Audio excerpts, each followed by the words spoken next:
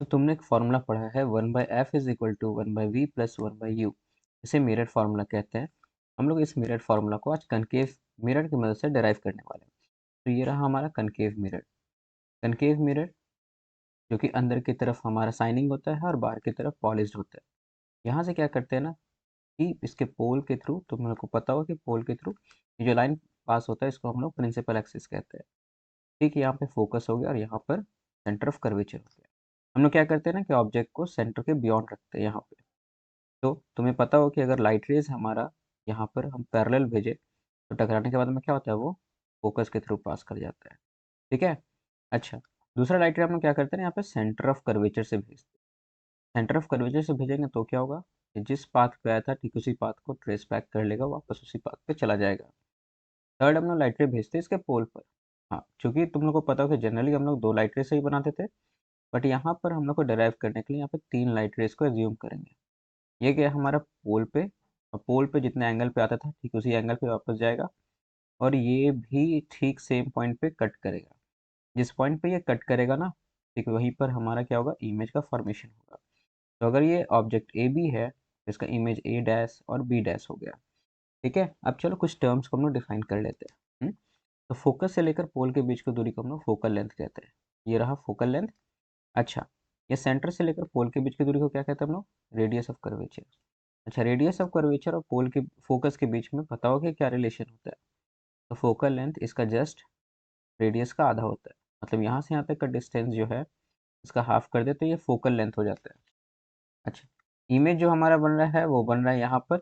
यहाँ से फिर हमारा जो पोल तक का दूरी होता है इसको हम लोग इमेज डिस्टेंस यू से डिनोट करते हैं। और साथ में यहाँ से लेकर के जो हमारा डिस्टेंस होता है इसको हम लोग वी से डिनोट करते हैं। तो अब हम लोग यहाँ पे क्या देखने वाले हैं कि आ, 2 ट्रायंगल लेने वाले हैं। सबसे पहले हम लोग यहाँ पे एक ट्रायंगल लेंगे ए बी पी, और दूसरा ट्रायंगल लेंगे हम लोग ए डैश बी डैश पी। अच्छा, ये दोनों ट्रायंगल को हम लोग ना देखते हैं कि ये दोनों ट्रायंगल सिमिलर हो जाते हैं। कैसे? देखो, ए बी में, देखो पहले ट्रायंगल दिख रहा है ए बी पी, ये वाला पार्ट दिख रहा होगा। तो यहाँ पर ये एंगल 90 डिग्री है। ठीक वैसे ही ए डैश बी डैश पी में भी ये एंगल 90 डिग्री है। अच्छा, उसके बाद देखो इसका ये एंगल और इस ट्रायंगल में ए डैश बी डैश पी का ये एंगल दोनों बराबर होता है ना। तो ये दोनों ट्रायंगल क्या हो गया, सिमिलर। और तुमने पढ़ा है कि अगर 2 ट्रायंगल सिमिलर होता है तो क्या होता है, उसके कॉरेस्पॉन्डिंग साइड्स का रेशियो बराबर होता है। जैसे कि ये ट्रायंगल का ये साइड का अगर हम रेशियो निकाले इस साइड के रेशियो के, है ना, तो हम ए डैश बी डैश ले लिए, बाई में ए बी कर देते हैं। ठीक है, तो ये बराबर होगा बाकी साइड्स के रेशियो के बराबर। जैसे मान लो कि ये अगर ट्रायंगल है हमारा ए बी पी, और दूसरा ये ट्रायंगल है ए डैश, इसको हम ऐसे ड्रॉ कर ले रहे हैं A dash B dash P. तो यहाँ पर हम क्या देखें कि A dash B by A B जो होगा वो बराबर क्या होगा, फिर इसके अगले साइड के रेशियो के बराबर। तो यहाँ पे ए डैश पी और बाई में क्या हो जाएगा ए पी। तो यहाँ पे लिख देंगे A dash P by A P. अच्छा, फिर उसके बाद में देखोगे कि इसका बी पी जो होगा इसके बी पी के बराबर होगा, बट वो हमारे लिए अभी नीडेड नहीं है। हम लोग सिर्फ इतना ही रेशियो देखेंगे और इसके बाद यहाँ पर इसको इक्वेशन 1 कह देंगे। वैसे ही अगर हम दूसरा ट्रायंगल चूज करें, जो कि फिर से एक ट्रायंगल यहाँ पर ए बी सी ले रहे हैं हम, और दूसरा ट्रायंगल लेंगे ए डैश बी डैश सी। ठीक है, अगर ए बी सी देखें तो इसका एंगल 90 डिग्री है, और ए डैश बी डैश सी ये वाला देख रहे हैं हम लोग, ये भी 90 डिग्री, और ये एंगल इसके बराबर है। तो एंगल एंगल से फिर से दोनों ट्रायंगल सिमिलर हो गया। क्योंकि दोनों ट्रायंगल सिमिलर है तो हम लोग रिजल्ट में लिख सकते हैं A dash B dash by A B is equal to A dash C by A C.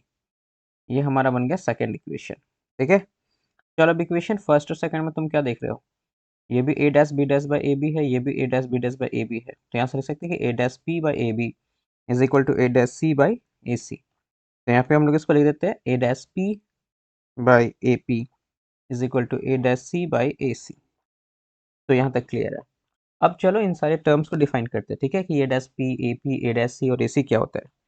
तो अगर हम लोग इन सब टर्म्स को देखें तो सबसे पहले हम लोग देखेंगे ए डैश पी।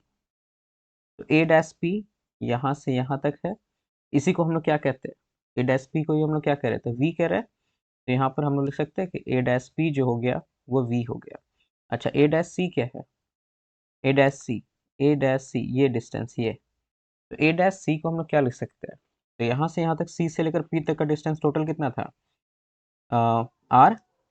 और यहाँ से ए डैश पी क्या हो जाएगा, ए डैश पी को हम लोग लिख सकते हैं यू, तो आर माइनस यू बन गई है। तो हम लोग इसके बदले में क्या लिख सकते हैं, ए डैश सी के बदले में आर माइनस यू। कोई दिक्कत है इस बात से, सॉरी आर माइनस वी। अच्छा, अब हम लोग नेक्स्ट क्या देखेंगे थर्ड में, कि अब हम लोग को डिस्टेंस पता करना होगा एक्चुअल में एपी क्या होता है। तो एपी तो हमारा सिंपली हम लोग को दिख रहा है यहाँ पे, ये यू होता है, एपी ऑब्जेक्ट डिस्टेंस यू। तो एपी के बदले में हम लोग यहाँ पे यू लिख देंगे। और एसी क्या हो जाएगा, तो एसी देखें, एसी ये डिस्टेंस है यहाँ से यहाँ तक। तो कंप्लीट ए से लेकर पी तक में हमारा यू था, और सी से लेकर पी तक में आर है। तो ये क्या बन जाएगा हमारा, एसी यू माइनस आर। अब इन सारे वैल्यूज को अगर हम यहाँ पुट कर दे तो ये क्या हो जाएगा, ए डैश पी मतलब V by U is equal to R minus V by U minus R. अब इसको सिंपली क्रॉस मल्टीप्लाई करेंगे, तो U V minus V R is equal to U R minus U V. U V एक तरफ भेजते हैं, U V plus U V is equal to U R plus V R. ये हो गया two U V is equal to U R plus V R. अब दोनों side हम लोग ना यू वी आर से डिवाइड कर देते हैं, तो ये बन जाएगा two U V by U V R. इस तरफ डिवाइड करेंगे और इन दोनों पे सेपरेट कर देंगे, U R by U V R, यहाँ पर V R by U V R हो जाएगा। ये कट गया और यहाँ से ये कट गया, ये क्या बचा, और यहाँ से ये वी यू वी। तो two by R is equal to one by U plus one by V. और हम लोग पढ़ चुके हैं कि टू बाई आर ही वन बाई एफ होता है, क्योंकि F is equal to R by two है, तो one by F two by R हो गया।